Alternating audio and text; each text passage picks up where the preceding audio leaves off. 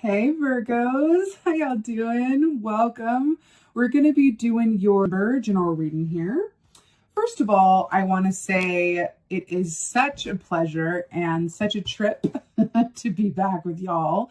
I have landed in a new location, got a new setup going on. It took me a minute to get back here, but I am so very pleased. And thank you guys for all of your kind messages and patience and support as I made this major life transition. I appreciate y'all. And secondly, a very happy birthday season to you guys. I hope you guys are having just wonderful, wonderful, birthday times. I do want to get right into your meditation. It's got my brain firing. All the synapses are going from this meditation. So, interestingly enough, I saw, if anyone's familiar with Neil Gaiman, if not, I shall educate thee. But Neil Gaiman did a graphic novel called In the Hand of Dream. No, it was called The Samurai, actually, and it was adapted. But anyway, called The Samurai, I believe. And it was about this kitsune legend in Japan, you don't say. It's all about transformation and also finding love in unexpected places. It's a really beautiful story. So I was taken to Japan, and I was taken to like a home structure, and they have kind of that thin, it's not paper, but I don't know what it's called, but the thin kind of walls that seem to be made of like a paper substance where you can see the shadows from within. And it was high on this mountaintop underneath the full moon, don't you know, because everything happens under a full moon after all. And then I saw you guys, the Virgo Collective, as a fox inside of this structure. And I saw you, the shadow of this, you guys as this fox, grow and grow and grow and grow and grow until you were giant-sized fox bursting out of this home underneath the full moon. And then I saw this fox like tilt its head up to the full moon and take a bite out of it. And it was kind of amazing because there's this aspect, when I think about fox energy, it sounds a bit intense, but it was actually kind of wonderful to see. I feel like it was basically a metaphor for surmounting any challenges that have previously, been a roadblock for you. There's an aspect of, I'm hearing the John Mayer song, like, I'm bigger than body gives me credit for. There's a certain aspect of that. Now, fox energy feels very much with you this month, which is a beautiful energy and medicine to harness when you want to adapt, shape shift, cleverly assimilate. And what I mean by cleverly assimilate is when other people are clocking you as agreeing with them, being on their side, being approachable, getting it. But on the inside, you are still who you are. You could have a completely different set of opinions from this other person, but it's not that you're being fake. It's that you have the wisdom in your fox energy to know that it's not a fight worth fighting, and you can play this game, as it were, but it's not a bad game. It's a good game, right? You can play this game, as it were, of I have a political strength where I can keep everybody on my side. Internally, I disagree, but I can work within the structure that I have so that everybody can get along and work together for the greater good and for the commonly shared goal and purpose. It's very strong within you. The fox is really, really clever for a reason. It has this ability to work in whatever circumstance it comes upon. That is a rare and very special trait. I feel like it's also the power of a Virgo in alignment, right? Because Virgos are very much about the way that things are, detail, order, but also creativity and thought and belief and movement, right? It kind of has the aspects, in my opinion. Virgos have a lot of the best qualities of air signs, but they have the best qualities of earth signs because they're able to take those ideas and thoughts and put them into action like an earth sign. And that's really cool that that's coming up for you guys this month. It feels like a very powerful energy from which to draw from. It feels like you're setting your own timetables, the way that things are. It feels really good. Oh, I love it. You got the zebra. This is this is wonderful. So zebra equates to two different energies for me. Firstly, it equates to that of 3 of Wands, which is about forward moving energy, going after these dreams. The wands are about the actions that we take around what we are really passionate about in our purpose in life. This is also about temperance, which is about, infusing that forward energy with patience and trust and perspective and balancing work and play, which is always a good idea, especially for Virgos, right? Now, zebra energy specifically, this is that of the counselor. Whenever I'm doing a reading for someone who's, a therapist or a counselor, or is the mediator of their family, or they have a role at work where everyone kind of goes to them to be understood and give advice, the zebra comes up. So given your meditation in terms of like getting everyone on your side so that everyone can feel heard and listened and appreciated, and then the zebra comes up, this is such a beautiful, this is the energy of the mediator, right? So this is a very beautiful energy to be within you or around you for. I'm really loving it. I'm hearing that, having a purpose is brilliant, and that always feels good. But for you guys, when you have a purpose, but at the same time, you feel like you're helping other people and contributing and making your piece of the world better than how you found it, that leads to ecstasy. That is it. That is the tea. Oh my God. Oh goddess. Oh God. You got the wise fox. Tell me, did I or did I not see a fox in your opening meditation? Here we go. So we got the wise fox. So this is the death key in the traditional tarot, Scorpio energy, which is about transformation. It's about things ending and out of them, birthing from them a new set of conditions, circumstances, way of thinking, right? So there's a big change in metamorphosis that has happened in the recent or far past, right? In your primary position here. I'm really loving this fox here. So see how this cherub baby angel has got one little foot on the fox whiskers. The whiskers are how they pick up energy, how they pick up vibration, right? It's their sensory receptors are in the fox's whiskers. I feel like you are tuned into a higher way of doing, feeling, seeing. It's like you are being informed by a higher aspect of yourself that lives outside of any self-doubt.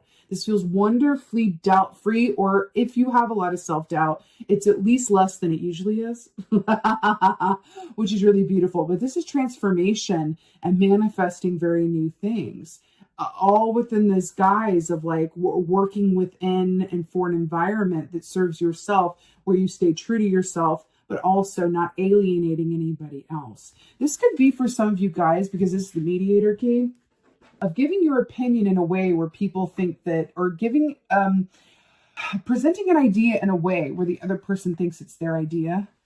And so it goes off really well. It's stuff like that, right? It's like you're figuring out how to work with people instead of trying to impose how you work upon them and expecting them to assimilate to you.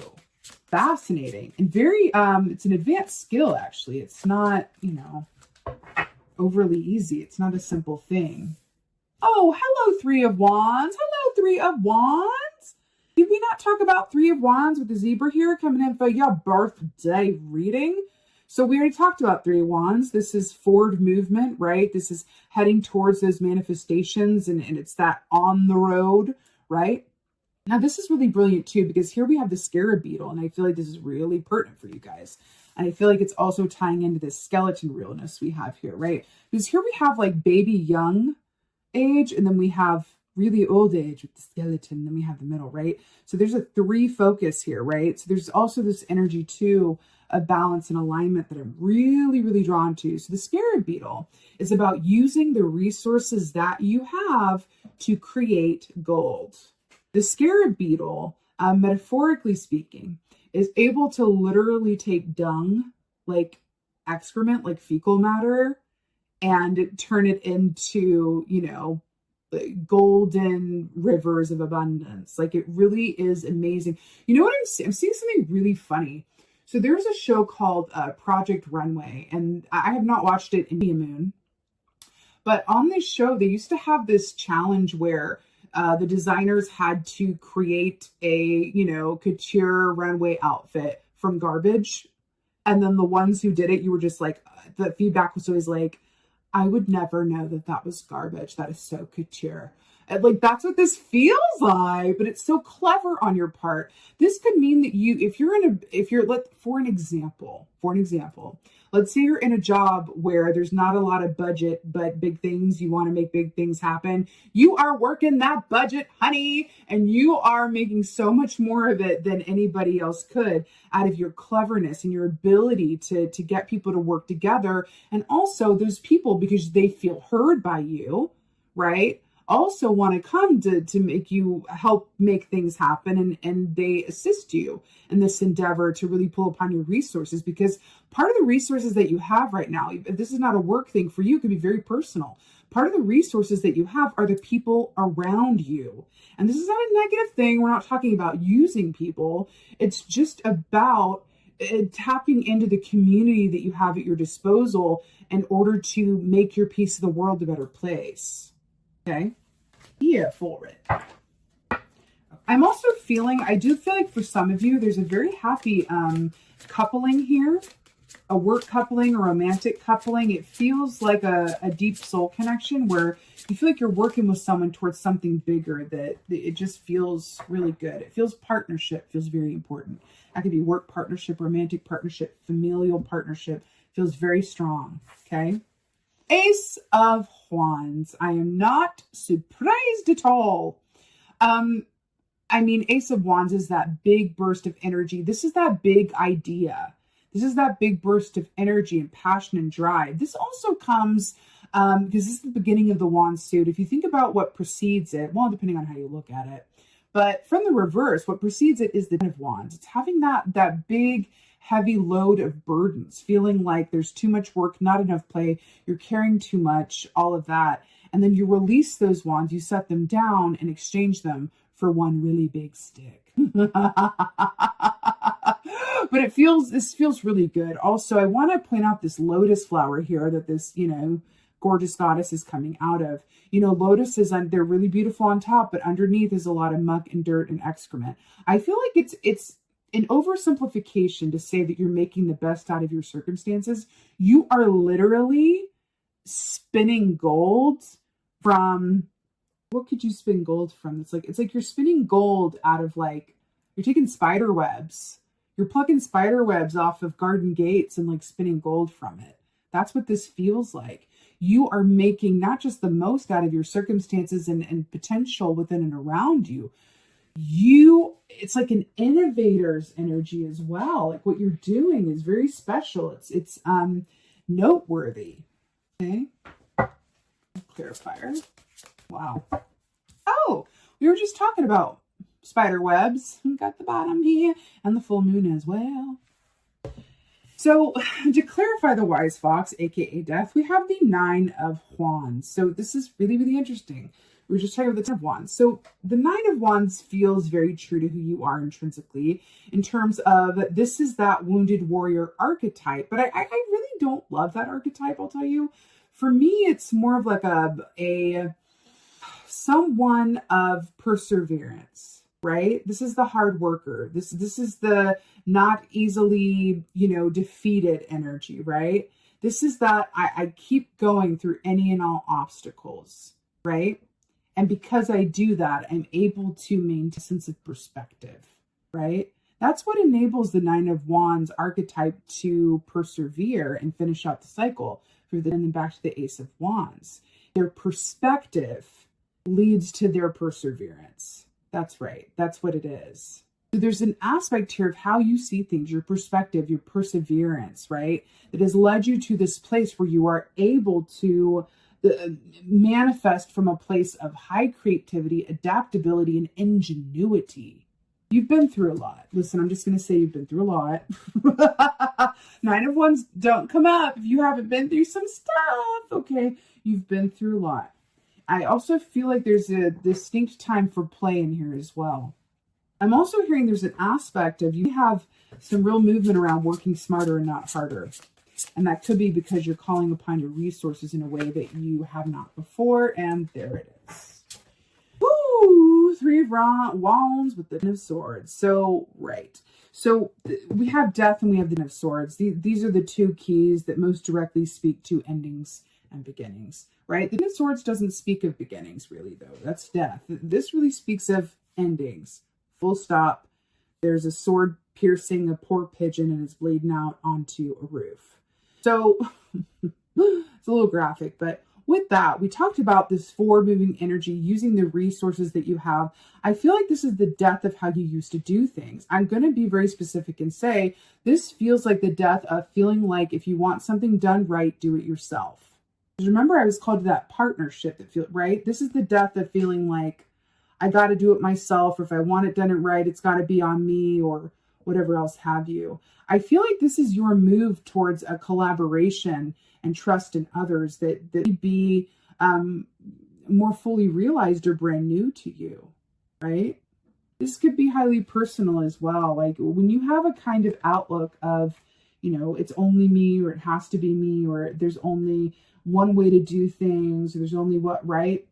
It's a very limited mindset for some of you guys. And I feel like there's a lot of great opportunity and potential and joy and delight and opening it up and allowing others to, put their input, speak their piece, and try things that maybe you thought it had to only be you before, right? There's a lot in that. I cannot. What did I say this was? I said it was Three of Wands. And what? Temperance. And you got both, and I'm here for it. So this makes a whole lot of sense. So I first of all, traditionally speaking, look how gorgeous. Temperance is about balance, patience, and timing. Balance, patience, and timing. It's also about physical health. I'm getting a note about physical health here. So did you know that you can assess the health of a flamingo by how pink it is? If it's very pale, or if it's only can hold pink for little amounts of time, that's usually a note that it's near the end of its life cycle. The pinker it is, the healthier it is, right? It's kind of mirroring this locust here.